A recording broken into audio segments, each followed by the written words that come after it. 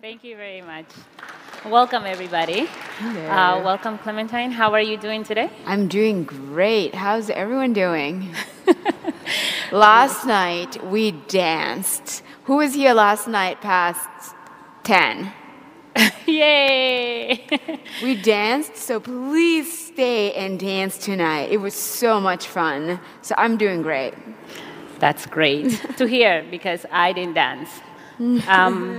Well, Clemantine here, she is a graduate from Yale in 2014. She is a member of the board of directors, Women for Women International. She is a social entrepreneur, an activist, a human rights activist. Clemantine, you left Rwanda at a young age, and you went to the United States. Can you please briefly tell us about your journey from Rwanda to the United States, for those of us who don't know you very well? Just right there on the spot, really quickly.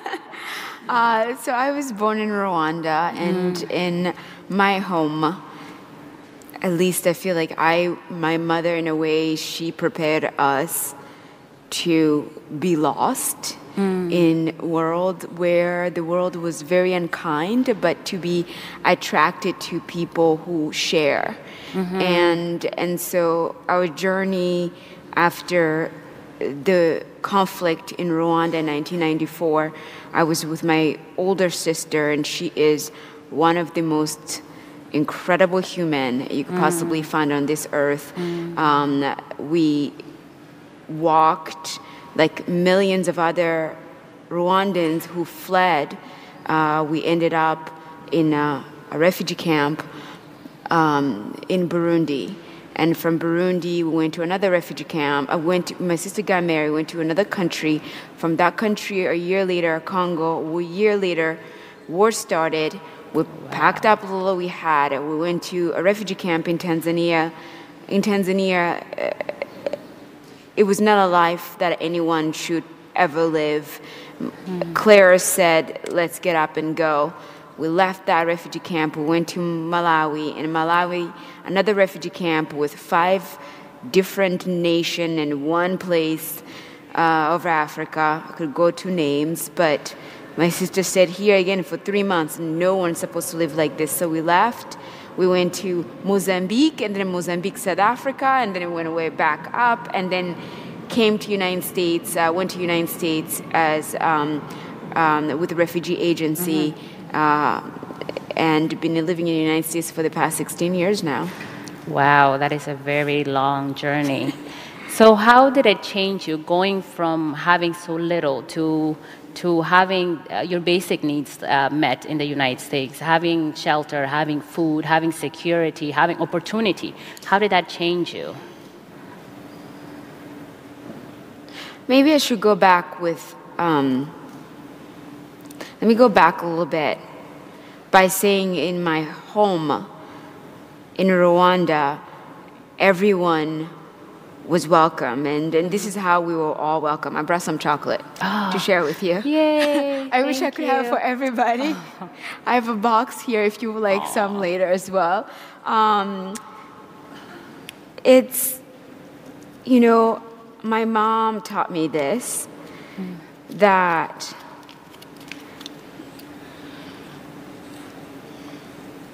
it's really good. Oh, let me try it now. No, don't eat it. Don't eat it yet. Okay. Yeah, it's really delicious. Very creamy. Now I want to eat. Very buttery.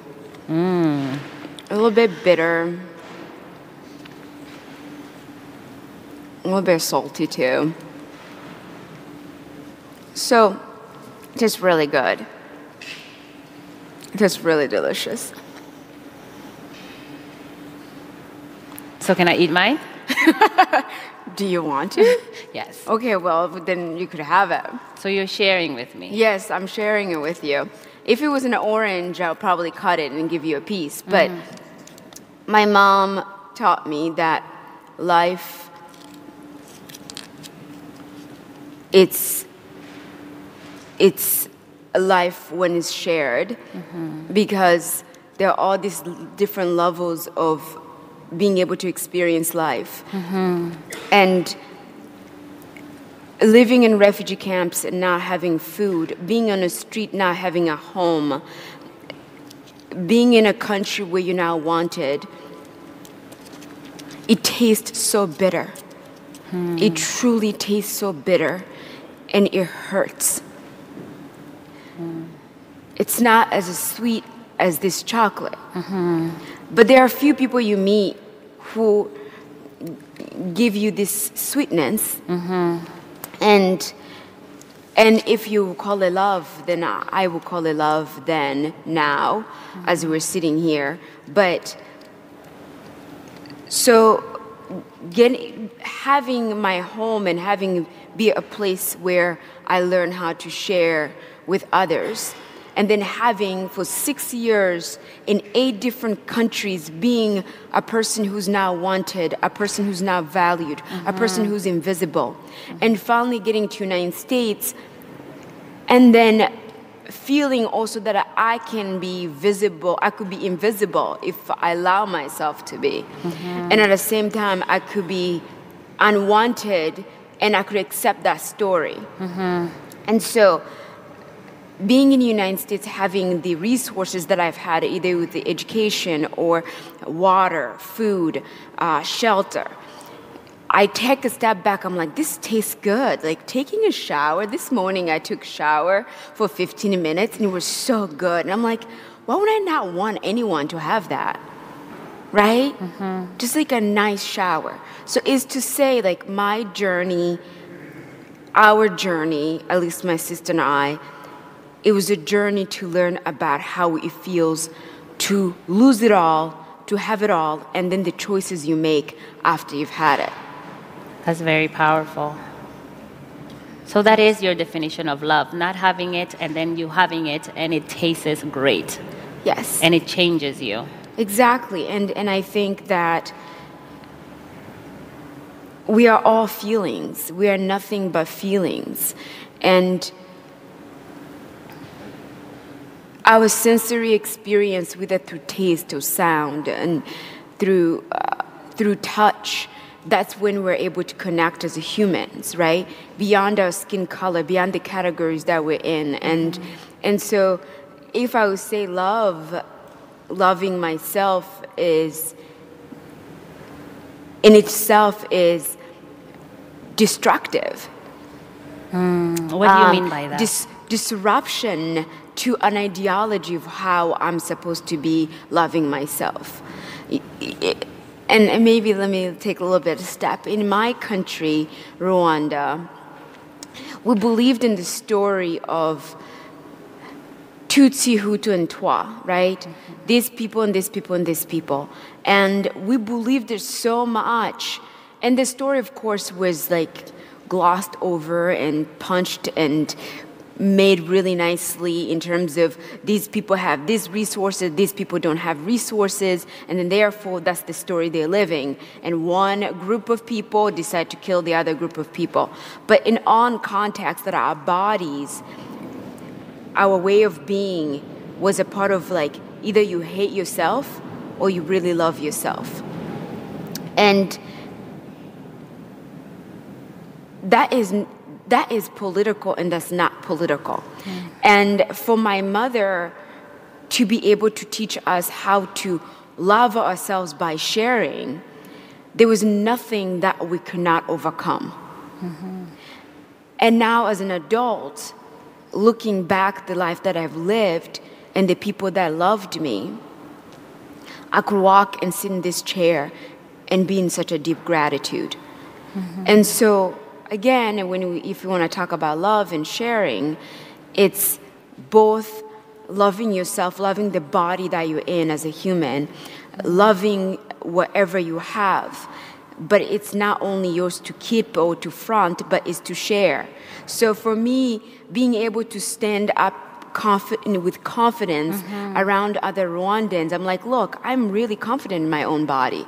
I'm not scared because of that story of how I'm not supposed to be comfortable in my body or be comfortable in my skin color. So love and acceptance go together. You have to accept yourself, and you have to be able to belong, to feel like you belong in order for you to be able to love. Is there a connection there? There is a connection, and I hope I'm making sense. Even though we were refugees for 12 years, wandering from one country to another, and then in the United States for 6 years, there was no story in our head that we did not belong. Like, because we believe we belong in this earth, like we're not from Mars, like we were birthed, like all of us in this room. And so Claire, my sister, anytime we walked into a situation such as our third refugee camp in Tanzania, it was actually a prison. And they just rounded up as many people as they can and put us all over. And we did not have water, we did not have food. There was no bathroom. And they were expecting for us to live like that. And my sister was like, hell no. Like, why is everyone okay with this situation? Like, this is not loving at all. This is not sharing at all. I know there's bathrooms out there, there's a food out there, there's water there. No, we're out of here, right? And my sister sold everything she had. She sold jewelry, she sold clothes. She was like, let's get the heck out of here. And it was just such like, because of her saying, I belong. And when I see others not belonging or being treated as if they don't belong and they accept not belonging, I am going to challenge them by being out of here, right? And so, like, we left everything and got out of the camp. And so when you say acceptance, like when you accept yourself, it's you accepting beyond the story and the categories that we're supposed to be in as a human, right? Like, we are a human. We are all birthed. And there are all these ideology that we're so different from each other because of our gender, because of our race, because of our nationality, because of all these different things we believe. And we sit in it.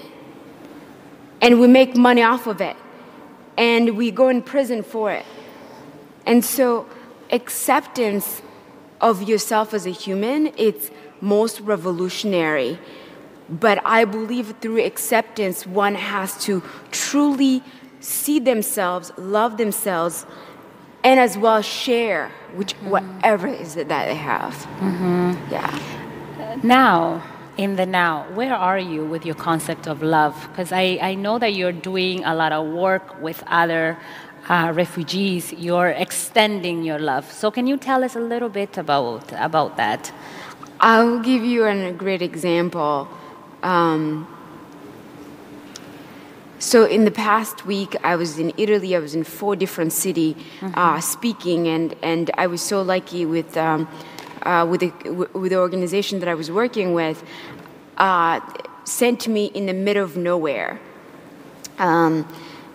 where young people are not going to get as much attention or someone to tell them how life it is. And majority of people are people who have, who are seeking refuge in Italy, from Mali, from Senegal, from Syria, from Afghanistan, from Burma. And there was this moment where I spoke to a bunch of 4th graders. And these 4th graders, we sat and I told them this fairy tale. And they were all like, that's not real. And I was like, it is real. It's real. It's like, and then one of them got up and said, you're speaking like a 3-year-old. I'm like, yes, I'm a 3-year-old. And I'm like, you should try to be a 3-year-old and imagine. Just imagine me, if I smile, beads will appear everywhere. Do you see them? And he was like, no. I'm like, if you look harder, you see them.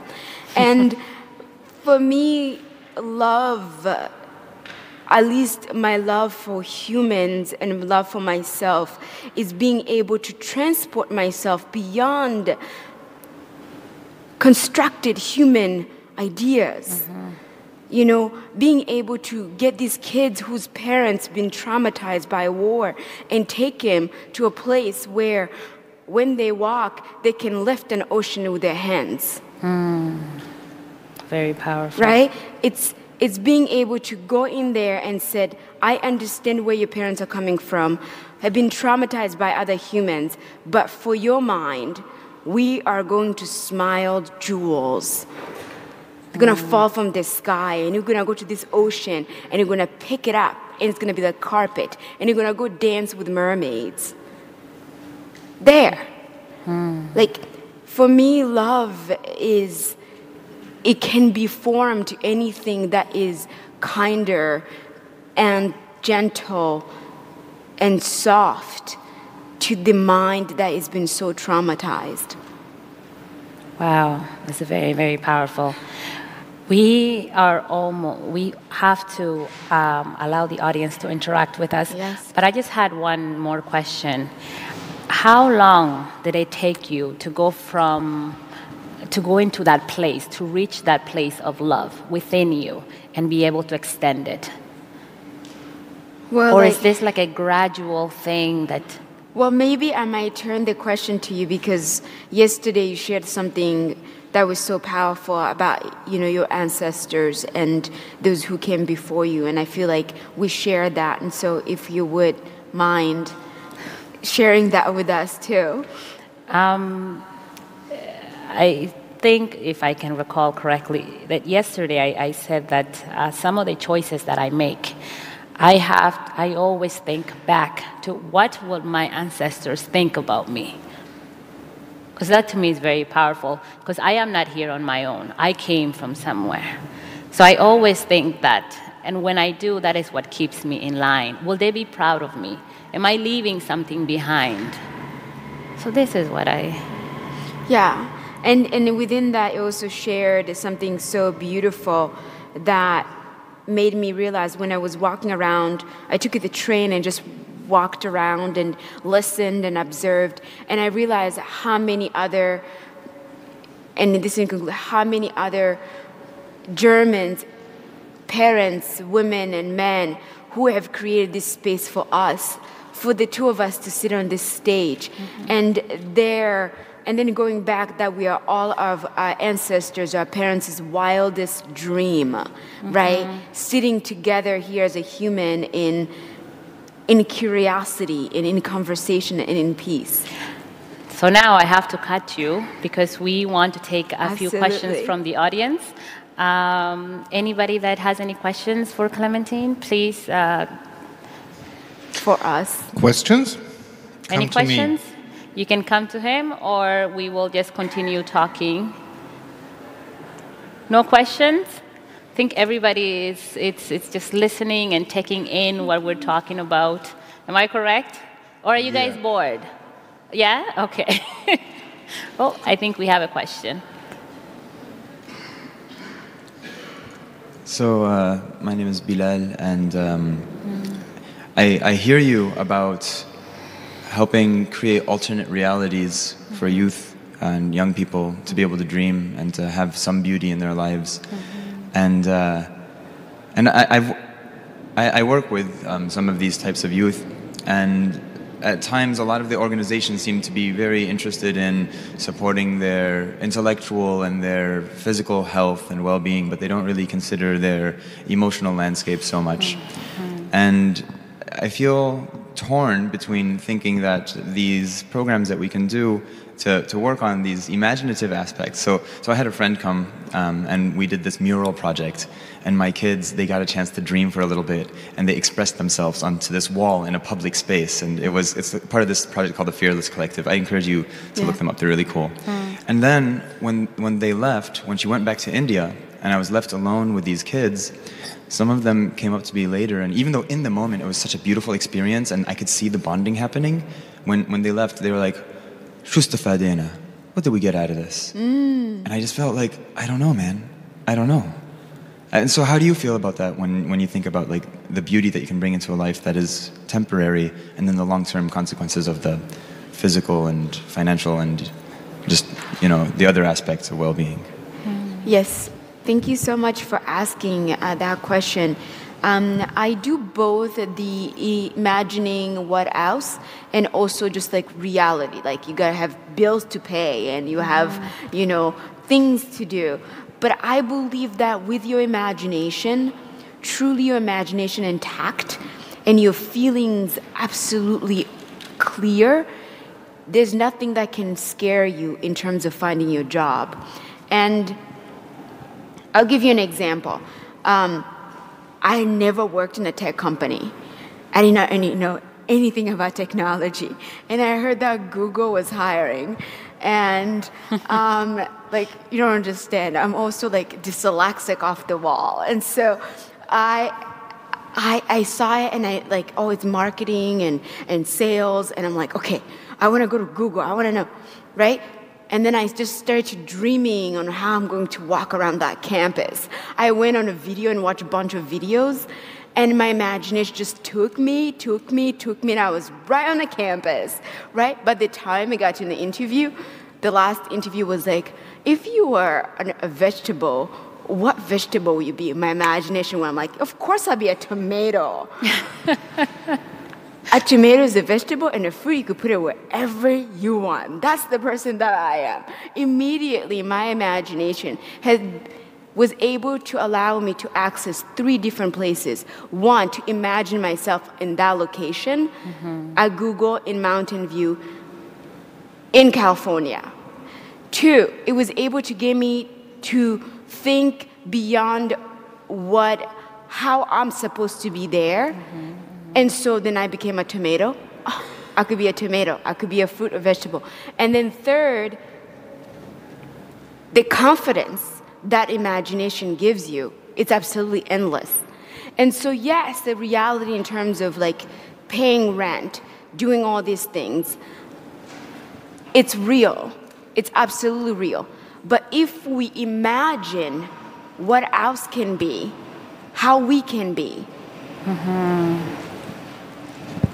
the imagination is the door, it's the gate, just flying it open, Yeah, it's a story we tell ourselves, not stories that others tell of how we're supposed to be, if it's not positive. And I think that's very, very powerful, because if we imagine, then our reality can be different. This is the door that we want to tap in. If you want to be anything, you first imagine, I want to fly, I want to do this, I want to reach this height. It first starts with your brain. Exactly. With where you can go in there. And then from there, you set that goal, and that is what you reach. Exactly. I mean, we are all storytellers in our own given rights. And through storytelling, either if you're telling a story through beat, through you're telling a story to colors, telling stories to taste. Whichever way you tell stories to be among humans, if you truly love yourself and love that story, it's not even 1 + 1 = 2. It's just like it's infinity. Exactly. It's absolutely infinity. We are infinity humans. We are infinity beings, and through our imagination, and I know we're running out of time, so I will leave with the two influences that I've had recently. One is, 3 actually. One is Audre Lorde. Audre Lorde, and I was going to project it so you could have it, but she was phenomenal. She surpasses our time. When I read her, I feel like I'm living 1,000 from now, where our race as a human is just so easy. She makes it so easy by pointing out things that are so hard to be humans. And then second person is Octavia Butler. If you are all about science fiction, she is Like, she is living in a time of AI, walking around, sitting right next to us, having a conversation with them, sharing tea. You know, she's taken us over there, and probably we don't know them because they were African American black women, and no one wanted to publish their ideas, wanted to publish their story. And then the third person is Hank Thomas Willis, who is Hank Willis Thomas, who is taking, and then here it is, and I'm going to go really quickly so you could see it, but this is my story at very fast. And is able to welcome us into a place of,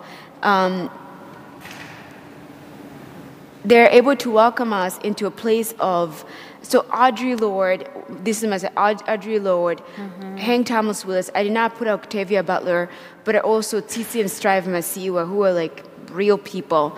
And I'll say this as a conclusion, and please know that this is coming from a place of love and kindness. I believe that the West, the Middle East, the South, whatever, it's so crucial to learn from the Africans and to learn from our imagination and our way of creating. And it's such a beautiful invitation because there's so much wealth of what world can be because of so much suffering throughout centuries and centuries of suffering.